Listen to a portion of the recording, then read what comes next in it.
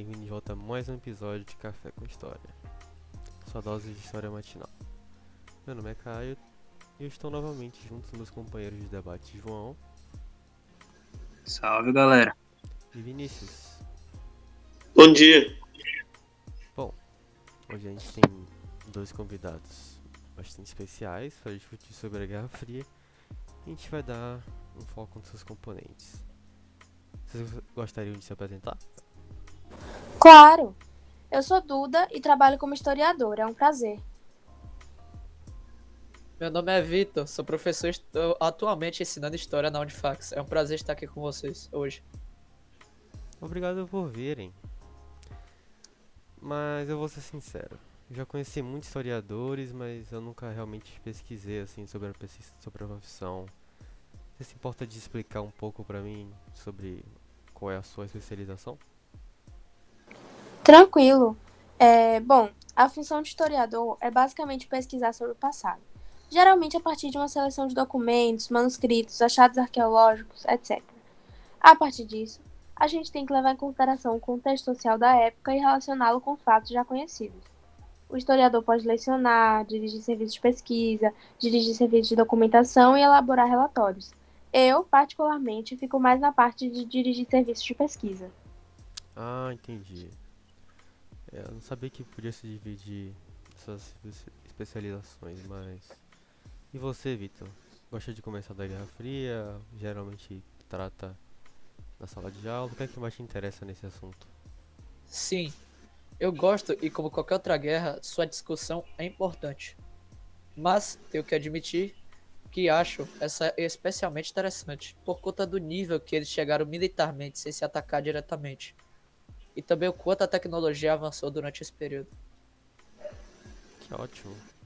Ah, bom, semana passada a gente terminou o nosso debate da Segunda Guerra e hoje a gente vai focar nos componentes da Guerra Fria, mas vamos também passar pela linha do tempo do conflito, assim, para facilitar o seu entendimento total. E para iniciar o nosso debate, Duda, você poderia citar um pouco do contexto da guerra para os nossos ouvintes? Bom, de uma maneira generalizada, a Guerra Fria começou com a doutrina Truman em 1947 e terminou em 1991, com a ruptura da União Soviética. Durante o conflito, haviam dois blocos ideológicos principais, o de países capitalistas, liderado pelos Estados Unidos, e o de países socialistas, liderado pela União Soviética, estabelecendo um mundo polarizado. Além disso, havia também países que se mantiveram neutros, gerando o movimento dos não alinhados. Obrigado pela contextualização. Então, nós sabemos que os Estados Unidos e a União Soviética estavam no mesmo lado durante a Segunda Guerra. O que exatamente aconteceu para que eles entrassem em um novo conflito entre eles? Então, no final da Segunda Guerra, os Estados Unidos estavam economicamente poderosos e a União Soviética militarmente forte, porém com a economia quebrada. No entanto, o que levou essas potências a disputarem entre si foi a diferença de ideologias políticas, os Estados Unidos querendo expandir o capitalismo e a União Soviética o socialismo. Entendo, mas, bom, nós sabemos que a Guerra Fria não teve conflitos armados diretos propriamente ditos entre as duas nações. Então teria algum movimento decisivo como um estopim para o início do conflito? O que poderia ser considerado uma espécie de estopim para a guerra seria o discurso feito por Harry Truman no Congresso americano em 1947, em que ele pedia um aumento na liberação de recursos para impedir a evolução do sistema socialista ao redor do mundo.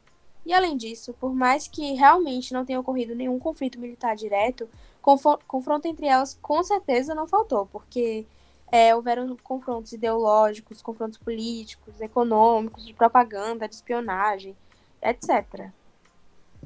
Exatamente. Além disso, pouco tempo depois, George Marshall, o secretário estadunidense, lança o Plano Marshall, que tinha como objetivo ajudar financeiramente os países da Europa Ocidental, chegando a cerca de 17 bilhões de dólares, a juros baixos, pois os partidos de esquerda cresciam graças ao desemprego e os Estados Unidos não queriam perdê-los para a União Soviética.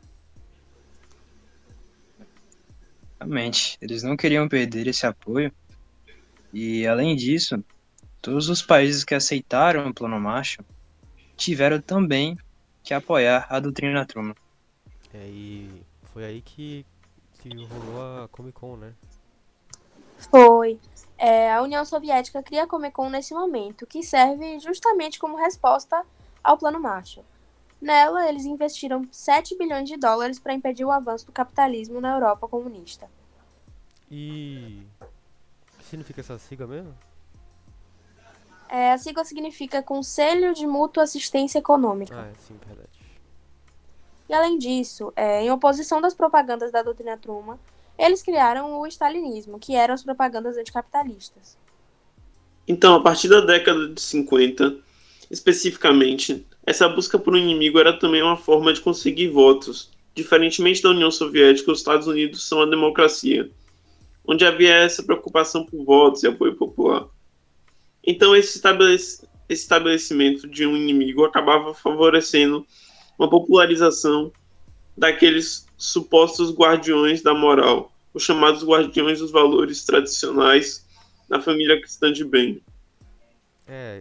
Inclusive, se a gente observar os jornais, assim, no início dos anos 60 no Brasil, eles tinham propagandas de mãos quebrando cruzes para mostrar, tipo, que é isso que o comunismo fará com o Brasil, como se fossem roubar as crianças, queimar casas e etc. Sim, sim. A diferença foi só que a doutrina Truman, né, e o Plano Marshall deram certo. O stalinismo e a Comic Con deram errado, né? Por conta da quantidade de dinheiro investido. Sim, sim, não tem nem comparação. Foi um de 17 bilhões, outro de 7. Menos da metade. Aparentemente as pessoas perceberam essa diferença, né? Já que muita gente começou a migrar do lado comunista para o lado capitalista. Um bom exemplo disso foi em Berlim, que graças aos altos investimentos dos Estados Unidos, chamava bastante atenção, com muitos trocando do lado oriental para o lado ocidental. Os soviéticos tentaram de tudo para frear essa migração, chegando até a construir o Muro de Berlim, que veio a se tornar o símbolo da Guerra Fria, né? Esse muro me lembra o atual muro dos Estados Unidos e México. Sim, as duas foram grandes segregações, como até Churchill dizia, o Muro da Vergonha. Só falta esse muro cair como o de Berlim, e causando um impacto equivalente, que no caso de Berlim, resultou na queda do bloco comunista e a quebra da República Democrática Alemã. Mas isso é mais para frente. É verdade. E logo depois da construção do muro veio a criação da OTAN. Sim, que surgiu de um teste de bomba nuclear da União Soviética. Exato, e antes que Caio pergunte, a sigla significa Organização do Tratado do Atlântico Norte. Valeu, valeu. E foi uma aliança militar de todo o Ocidente que nasceu sob a justificativa de se defender de possíveis ataques soviéticos, porque aparentemente a chamada ameaça vermelha ficou mais perigosa. Então o lado ocidental uniria forças para combater essa ameaça.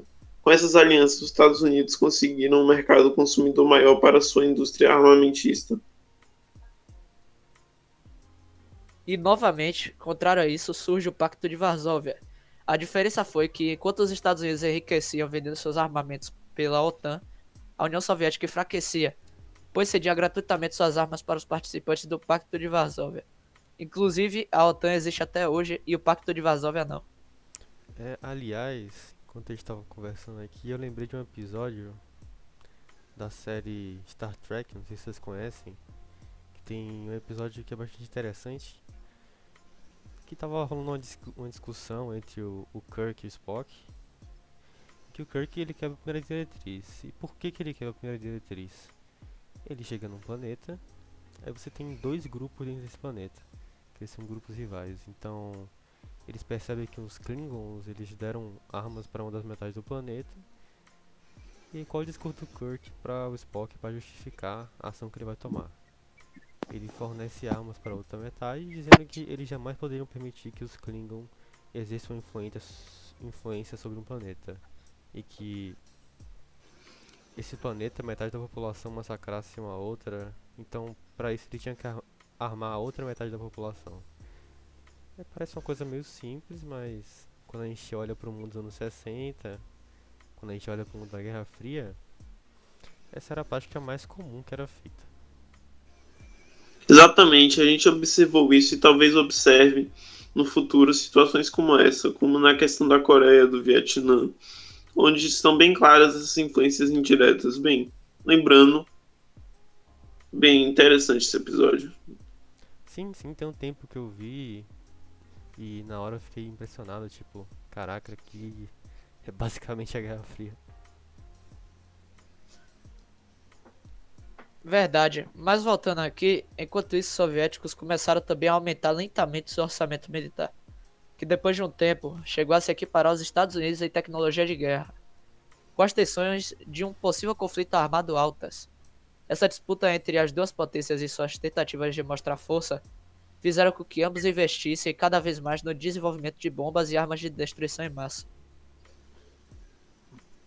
Sim, sim. Bem, além disso, outra forma de disputa entre as duas potências para provar o seu poder foi, né, a corrida espacial, que consistia na criação de veículos que fossem capazes de sobrevoar a órbita terrestre e, quem sabe, ir além do espaço.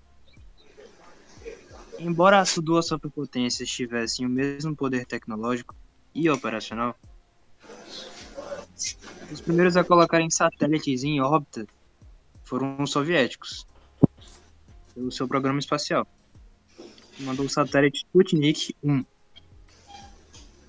Após diversos testes, né, o Yuri Gagarin foi o primeiro ser humano a viajar pelo espaço, depois de confirmar que a Terra é azul.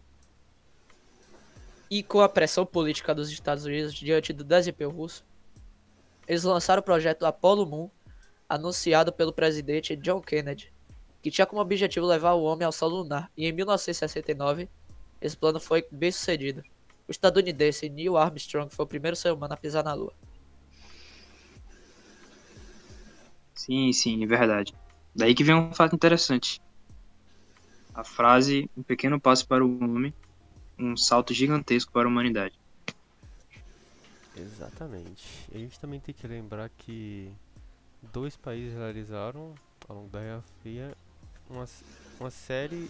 Quer dizer, esses dois países eles realizaram, ao longo da Guerra Fria, uma série de interferências em nações estrangeiras, como uma forma de garantir seus interesses. E o Brasil, por exemplo, foi um alvo disso quando os americanos apoiam o golpe militar de 1964. Realmente. Vários países foram afetados, né, com isso tudo. A China, sendo um dos mais impactados, né, onde os comunistas conseguiram se impor e conquistar o apoio do país, se aproveitando do fim da guerra civil que ocorria na região, né? E outra coisa, uma das maiores possibilidades de guerra no Oriente e no mundo também seria entre União Soviética e China. A tensão era grande entre eles, por incrível que pareça, né, já que ambos são comunistas. Sim, muita gente esquece que a esquerda vive brigando também. A luta não era entre apenas os dois povos. Era como uma partida de pôquer entre eles, onde estava os Estados Unidos e União Soviética.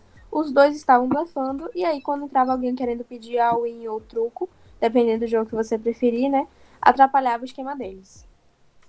Agora que você falou do jogo, eu lembrei de uma passagem da Revolução dos Bichos, que o camarada Napoleão convida alguns humanos para jogarem cartas. Não vou falar muito para não estragar a experiência. Para quem não leu, eu recomendo. Realmente, esse livro é ótimo. E, inclusive, a Guerra Fria transformou o livro num clássico da propaganda anticomunista. Mas suas lições são mais atuais do que nunca, porque a concentração de poder, a manipulação das informações e as desigualdades estão cada vez mais graves. Outros exemplos, né, também são como as guerras da Coreia, a do Vietnã e a do Afeganistão. Ih, gente. Mas olhando o tempo aqui, já está se aproximando dos nossos 15 minutos. Mas o papo foi ótimo. Muito obrigado por terem vindo aqui falar esse período que é tão amplo e tão importante pra história. Mas aí, vocês curtiram? Nós que agradecemos pelo convite. Adorei o nosso debate. Ah, eu também. É sempre bom comentarmos sobre assuntos marcantes como esse. Bom, então é isso, gente. Muito obrigado por nos acompanhar até aqui. Semana que vem iremos falar sobre o fim da Guerra Fria e a dissolução da União Soviética, né? Juntamente com os meninos do podcast Meia Hora de História. Não se esqueçam de seguir nosso podcast em todas as redes sociais e compartilhar com os amigos. Até semana que vem. Tchau! Tchau! Tchau, gente.